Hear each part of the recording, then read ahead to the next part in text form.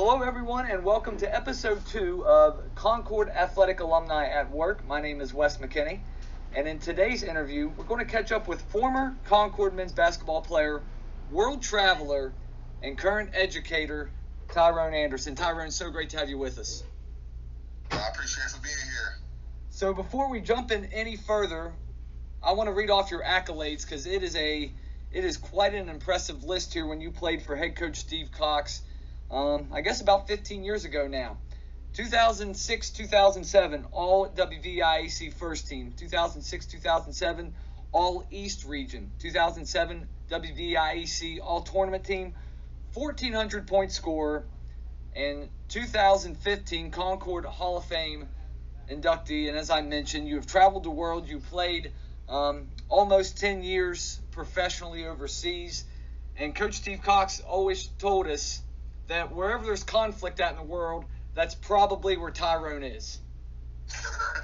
And Tyrone, man, you look at where you played at in the world: Canada, Egypt, Kuwait, Lebanon, Syria, and Turkey, and it does seem like, and Qatar, I should say, and it does seem like that you were always right in the middle of all the battles.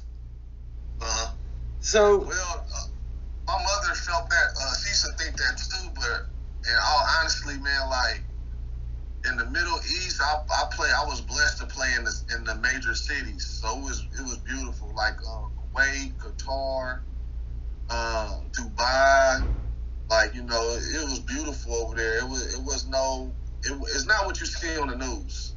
You understand what I'm saying? So like if you was to Google those cities and you see those type of buildings and stuff, it's like ain't no war going on over. They got too much money, man. They sipping tea, they shopping, they own boats. Like those are rich countries. So it's not what it is on the news. It's totally different. Yeah, so we're going to jump into your playing career in a little bit, but just just kind of tell us. It's been 13 years since you played here at Concord. What's Tyrone Anderson up to these days? These days, man, I've really been in the house due to the Corona. It's kind of slowed me down, but before the Corona started, I've been mentoring kids. I have a mentoring program where I work with over 100 kids each summer. We focus on anger control management, police relations, and helping kids once they graduate from high school find a trade if they don't go to college. I also started a training program called Indiana Supreme. I got like 65 kids and 6 teams from second grade on up to 10th grade. And I've been head coach and athletic director at Lighthouse East Charter School. They shut down this year, so I'm going to head over to George Washington High School, assistant coach there. Yeah, so you're from Indianapolis originally. Is that where you're at now? Are you still back in Indiana? Back home in Indianapolis. Good deal. So let's kind of talk about your journey here to Concord. I definitely want to touch on this mentor program that you're putting together because a former teammate of yours is also kind of doing the same thing, Brian Foster. But let's talk about your journey to Concord by way of Arsenal Tech there in Indianapolis, and then you go to Glen Oaks Junior College, or I should say Glen Oaks Community College in Michigan. What kind of just take us through, Tyrone, kind of your transition from high school to junior college, and then on here to Concord University. It's a long story, but just to sum it up, this is why I work with kids now. It's because of situations that I've been through in life. I signed to Butler with Brad Stevens after I left my junior college. I made some mistakes, and they kicked me out in the summer because I was there to get my grades up so I can sign that year. So after I made my mistakes, they asked me to leave the school. Coach Cox gave me a call. He wanted me to come down for a visit. And when I came down there, I just liked the campus. I liked how Coach Cox was treating me. I liked the players. And I found my way to West Virginia, and it was a blessing. It was most definitely a blessing and an eye-opener. Talk to me here, Tyrone, about Glen Oaks, because to my understanding, what Coach Cox told me, last week when I was talking to him about you and also Lewis Muse. He went to Glen Oaks. He was from the Roanoke area. So did you know Lewis prior to coming to Concord and seeing what he had done? I guess the 2 previous years before you had gotten to Concord. No, I never knew Lewis. I just knew stories. So when I got to Glen Oaks, Coach Pro used to tell me about him. It was just like, man, you would love to play with him. And then I got to meet him on my visit when I came up there with Coach Cox. And then I had Coach Cox must have had Lewis stay and work me out just to test me out and see how my skills was. So I got a chance to meet Lewis then. And I got to build a little bit of a relationship with him, and he was a great guy. You get to Concord, and the Mountain Lions are 2 years removed from a 22-7 season. You arrive on campus the fall of 2006. What kind of expectations were there for you personally? And then obviously the program had a lot of success, under Coach Christie before and then under Coach Cox. So what kind of expectations were there? I really just wanted to come in and get my feet wet and figure out the program, figure out what Coach Cox wanted from me, figure out the talent level of the team and the conference. I really was just coming to ball out, and then once I seen what we was working with, the type of talent we had, and understood what Coach Cox needed from me, what he wanted me to bring as a captain, as a player. Then it was just, okay, it's time to win. Let's do the best we can. Leave it out there on the floor. Work hard on the floor and work hard in the classroom. I know that the Michigan junior college circuit is very talented. All sorts of Power 5 talent and now pro talent come out of there. But you get here to Concord and you say you're trying to fill things out. And at the time, the West Virginia Conference was unbelievable. Coach Port and West Virginia State had it rolling. Coach Zimmerman at AB, they were nationally ranked. Coach Crutchfield there at West Liberty was really just getting his thing started. Salem had just come off some great runs there in the late 90s with Coach Mike Carey, who's now at West Virginia as the women's coach. Wheeling Jesuit was really good. All these teams, what were those battles like night in and night out in the West Virginia Conference? It was a war. It was a war. Everybody was bringing their best. You had to come with your hard hat on, and you couldn't be lacking. Like, you had to make sure you was focused in practice, make sure you put in extra work after practice, make sure that you was ready and focused in film sessions so you can know what the game plan was and the skills and the weaknesses of the other team. It was a war. I loved it.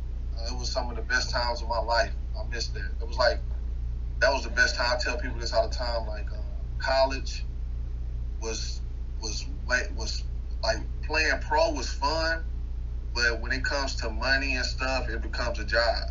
But in college, it was just for the love. Like, it was your teammates, the coaches, the traveling, just being competitive. It was the best. Yeah, and you actually lead me right into my next question. Your teammates. You played with some unbelievably talented guys, but also I feel like some guys that had some personality to them. Anthony Lansdowne, 1,000-point scorer. Obviously, Kent McBride was on the team. Your first year here was his last year. Brian Foster, who is from your neck of the woods there in Indiana. Derek Calloway, Jason Duncan. I mean, I could go on and on, but what was it like? Some of those road trips, in practices with your teammates, the guys I just mentioned, and like I said, so many more. Man, it's just so many stories. It can be from just living in the dorms, from walking on campus, the bus rides to the games, the locker room, the entrance to the game. It's just on the bench. We had nonstop characters, nonstop hard work guys, a lot of leaders.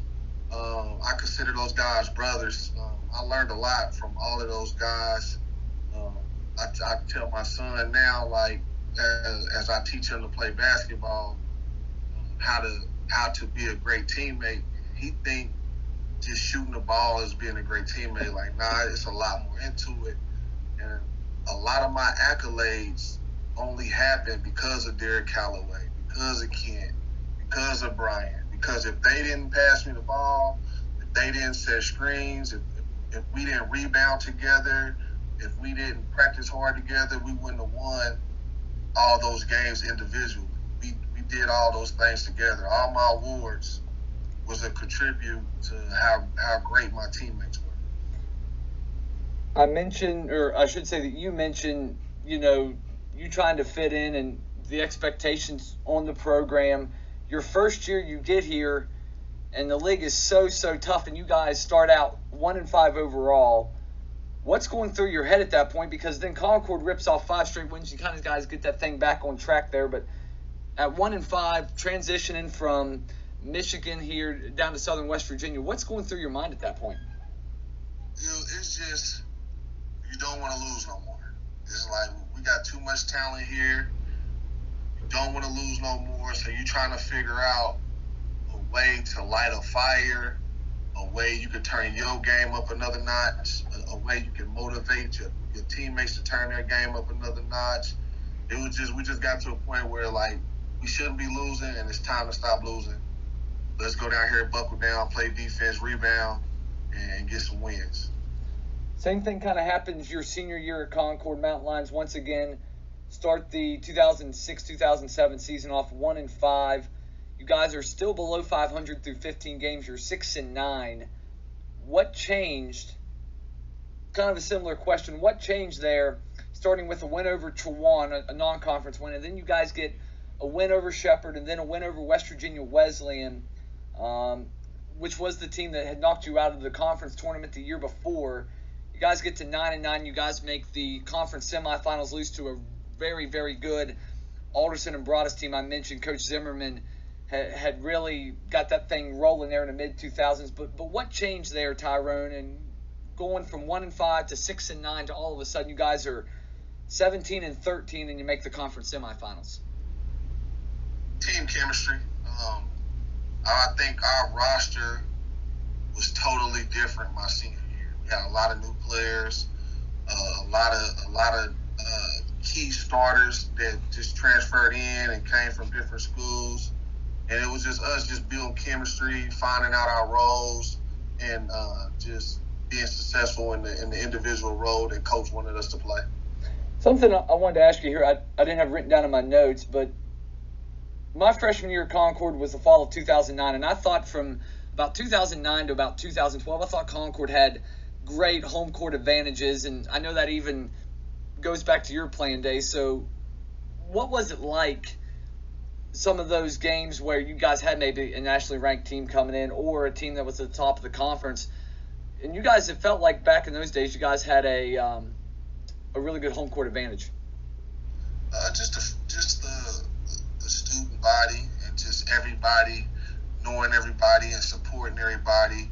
All the sports, so you'll catch the basketball team at the baseball games, you catch us at the football games, and in return they would come to our games. And then the way Concord is set up, it's kind of like everybody know everybody, and if you don't know them, then somebody knows that person. So it was just a lot of support going on, and everybody was just really just coming to support each other and just having a good time.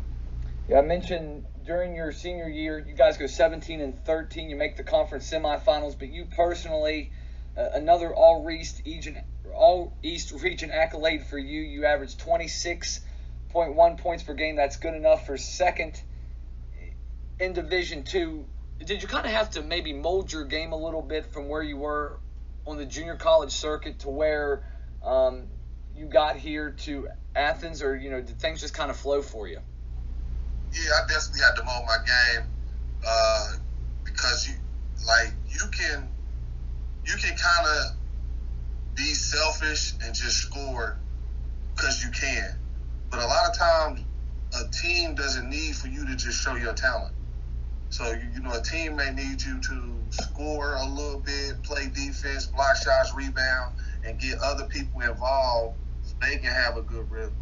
So I felt like at Concord, I did as much as I could, in every aspect to make sure everybody felt good and everybody felt involved in the game. That way, when we play against another team, it just won't be my show and I'm gunning everybody out. Nobody has any energy. Nobody gets shots. Nobody feels like they're part of the game. I feel like I was a good team player, and that's why we did come together when it got time ready for conference and stuff like that. We all got to rolling. Everybody got to doing their roles the best way that they could. After your playing career is over at Concord, you get selected to the Division II All-Star game. What was that experience like, and how did that kind of come together? I'm sure there was some kind of criteria you had to meet, or something had to happen there. So just kind of take me through that process. Honestly, I don't know, man. A lot of times, when you work hard, you just get lucky, and things just fall in place. I never heard of the D2 game. I never heard of it was another one we had. I think it was like a top 20 tournament we went to. Mm-hmm. So I never heard of those things, but they kind of just fell in my lap. And when it did, I just took advantage of it. And when I went to both of those places, it opened my eyes up to how far basketball can take you and how much harder I had to work if I wanted to continue to play basketball at the time. And Tyrone, you certainly did here. I dug it out of the archives, November the 2nd, 2007. Mountain Lions' Tyrone Anderson has been drafted by the NBA Developmental League. The league is a minor league system for the NBA that preps athletes for the National Basketball Association. Tyrone was taken in the 5th round, the 9th pick, 57th overall by the Anaheim Arsenal. Anderson was a standout performer in the WDIAC and NCAA Division II as he averaged 26.1 points per game, 7.9 rebounds, and 5.2 assists. What was that day like right there, November the 2nd, 2007 for Tyrone Anderson? I was actually a nervous wreck, honestly, because I really didn't know what my future would hold, and I kept hearing a lot of rumors about getting drafted in the D-League or possibly the NBA. So I really didn't know what was going on. So once I got drafted to the D-League, it was like, okay, so this is where I'm going to be. This is what's going on. But leading up to that, my mind was all over the place. But once it happened, I was happy, blessed, and was ready to start my journey. Yeah, and I should have done my homework here. Anaheim Arsenal was an affiliate of who back then? The Clippers and Lakers. Okay, so that leads me into this then. The D-League was, just kind of, I don't want to say in its infancy, but it was kind of an unknown entity at that point back in 2007, really just kind of getting off the ground. It's obviously turned into a lot bigger of a deal now, but I assume growing up in the Midwest, I mean, obviously LA's on the other coast, but obviously you got Kobe Bryant, Magic, all those guys played for the Lakers, so I'm sure that was kind of a dream come true to, hey, it's somewhat of a long shot, but I got a chance here to put on a Lakers jersey at some point, right? Yeah, facts. I really just wanted to, once I got there, I really just wanted to dominate there. And I knew that if I was to dominate there, then I would get an opportunity to try out for a team. If not that year, then next year. So that's really all I was really focused on, was just, I'm here now, so let me make a name for myself here, and then hopefully somebody will see me, and then I'll just go from there. And you spent how much time in the D-League? So I was there for 3 months, and then I got cut. So the D-League is basically the JV team to the NBA. Mm-hmm. So if you know how high school, JV, and varsity go, if somebody from varsity gets demoted down to JV, somebody loses their spot on JV. So it was a couple guys who got demoted from the Clippers. So they got placed on the Anaheim Arsenal. And then I was a C contract player. So you have an A contract is an NBA person, a B contract is a D1 person, and a C contract is somebody that tried out or Division II or lower player. So since I was a C player, they went on and released me, and then they put the NBA people in my spot. So After that, that led me to the CBA. I went and played for the Pittsburgh Explosion for the rest of the year. I got Rookie of the Year there. And then after that year, I just went straight overseas. Yeah, and I assume with the overseas deal, obviously you had made a name for yourself here in the States, so I assume it was a little bit easier to latch on overseas, right?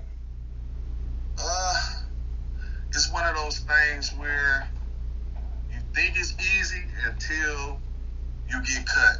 I tell people this all the time, like it's like a meat market. One year I had 7 different teammates. So, if you're not producing, if you're not doing what they feel you need to do as far as scoring or whatever it is, they get you out of there quick. So, in the NBA, they can cut you. Overseas, when they cut you, they send you home and you don't get nothing. So, yeah, I had 7 teammates in 1 year. I was blessed not to get cut, but it was always in the back of my mind, like, you need to make sure you play good or it could be you. All those different countries that you played in, and I think something that really stood out to me as I was looking up some of your numbers was while you was in Turkey, the second division of that league averaged 22 points per game. Is that kind of your best season over there? I know sometimes information can be sort of hard to find when it comes to European or, in some cases Asian basketball. But, was Turkey maybe your best season professionally? No, my best season professionally was my rookie year in Aleppo, Syria. I averaged 36 points a game. And I got my first player of the year, my first scoring title. Then I got 4 scoring titles over there. So I got one in Aleppo, Syria. I got one in Alexandria, Egypt. Then I got one in Jordan. And then I got another one. I forgot. I got one in Turkey. I got a scoring title over there in Turkey. I need to back up here. I said that you were in the 2015 Concord Hall of Fame induction class. When are you going into the Hall of Fame overseas, Tyrone? So is that coming up soon? They inducted me in Aleppo, Syria Hall of Fame for what was the team called? Nashashir. They inducted me over there, so they got me up in the gym and everything. That's the only one that put me in the Hall of Fame. I'm going to have to make some calls for you, my man. I mean, averaging 36 points a game. I mean, I know you're in that Hall of Fame, but I feel like you were like the Michael Jordan over there or something, right? Yeah, man, I loved it. I loved it, man. The fans were beautiful. They were. It was crazy. It was crazy atmosphere. I loved it in Aleppo. Being over there, what's the culture like? I mean, you said you were fortunate enough to be in some of the bigger cities, but just kind of take us through like a normal day over there, if you could. So a normal day, for me, I would wake up, go to practice. After that, I would go to a computer cafe or a tea spot, sit there, eat tea, drink tea, be on the computer, go home, take a nap, wake up, eat, go to practice, leave practice, go down to the souk, eat food, walk around and shop with everybody else. Yeah, That's it every day. And just something I just kind of wanted to, just kind of pick your brain on was, there have been other guys before you from Concord that have played overseas, but really you were the first trailblazer, so to speak, that, made it there, 5, 6, 7 years. I know that Terry Hopewell, who played here from 2013 to 2016, he is, he's kind of touring Spain right now, touring Europe. I think he's in his 4th year over there. But, what kind of did it mean to you, to be kind of the first guy to really go over there and make a solid career out of this? When you doing it, you don't really think about being the first. I was really just thinking about just not failing. Mm-hmm. I want to try to put my mother in a better position and my family. So I was really just thinking about not failing and just really enjoying the countries while I was there. As I'm getting older and I sit back and look at things, I can be more proud of myself of where I'm at and where I came from and how I started. But while you in the middle of living and doing it, I was just thinking about just not failing. And I think you did an awesome job of that. I mean, you talk about averaging 36 points per game in Syria, and I alluded to the 22 points per game in the second division of the Turkish league there. But obviously, someday the playing career is going to come to an end, and it did there about 5 years ago for you. So what made you decide? I mean, I know you touched on it a little bit, but what made you decide to get back into, being a mentor? How'd you kind of reconnect, back over here in the States once you got back here for a permanent basis? I always wanted to just get back to the community for a simple fact. I grew up a troubled kid, getting in trouble and doing little knucklehead things. I grew up without a father. But I had youth centers, church ministries. I started playing basketball my freshman year. So then after that, now I got a bunch of coaches, AAU coaches. I had a whole bunch of male role models around me in the neighborhood and basketball that stayed on me. Like, yo, you can be special. You can do this. This is what you need to do. Just give you all kind of advice, stand on you. So I remember when I was in college, I said, when I'm done hooping, I'll make sure I mentor and give back the same way people gave back to me. And I was in Kuwait. I was in Kuwait in 2012. It was 2012 or 2013. And my best friend, Keitra Smith, passed away. So that really hurt me really bad. So that summer, I came home and was just thinking, like, why should I wait till I retire to start giving back? I could start doing it now. So I started a foundation in me and her name. And then every summer since 2013, I've been working with like 75 kids where we've been mentoring police relations. We bring in police officers to talk with them and do workshops with them. We connect them with different type of programs, trade centers, because everybody don't go to college. So I just wanted to help guide kids into doing something and just hanging around, getting in trouble. And I've been doing that ever since 2013. So. Yeah, just real quick here for you. I know I never met Brian Foster, but I know that he's kind of doing the same deal with high school age kids. And I mean, obviously he is, sent some players here to Concord, most notably Rob Reed. There about 5 years ago. Do you kind of talk with Brian about what he's doing for the community, and then obviously what you're doing as well? Yeah, man, I talk to Brian a lot.